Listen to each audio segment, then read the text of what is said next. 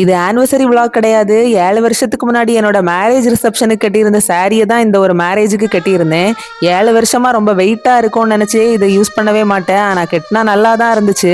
என்னோட ரிசப்ஷனுக்கு சோழி அல்லது லெஹங்கா போட்டிருக்கலாமோன்னு அடிக்கடி இப்ப ரெக்ரெட் பண்ணுவேன். இத்தனைக்கும் என் ஹஸ்பண்ட் கேட்டாங்க, நீ வித்தியாசமா ஏதாவது போடுறியான்னு. அப்பெல்லாம் நமக்கு எஸ்ஸுக்கு எஸ் சொல்ல தெரியாது, நோக்கு நோ சொல்ல தெரியாது. அடுத்தவங்க என்ன நினைச்சுப்பாங்க, நமக்கு பிடிச்சதை செஞ்சா ஏதாவது நடக்குமோ, அந்த மாதிரி எல்லாம் ஃபீல் ஆகும்.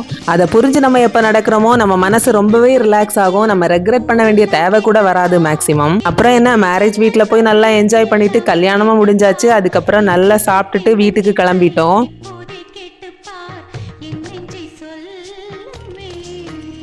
எல்லாரும் ஏதாவது ஃபங்க்ஷன் முடிஞ்சுனா ரொம்ப டயர்டா வந்து வீட்டில் தூங்குவாங்க. ஆனால் நான் அப்படி கிடையாது. நாங்கள் அதை ஒரு மெமரி ஆக்குவோம். ஃபோட்டோஸ் வீடியோஸ்லாம் எடுப்போம். இப்போலேருந்து இல்லை, முன்னாடியிலேருந்தே அப்படிதான்.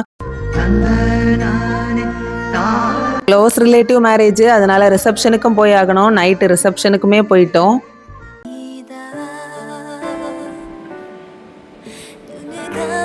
முன்னாடி கொரியன் ட்ராமா பார்த்த எஃபெக்ட் பிள்ளைங்கள்ட்ட சாராங்கையோன்னு சொல்லி அவங்களையும் விடலை. அப்படியே டே ரொம்ப ஃபன்னாக ஜாலியாக போச்சு. தேங்க்யூ ஃபார் வாட்சிங். Take care. பாய்.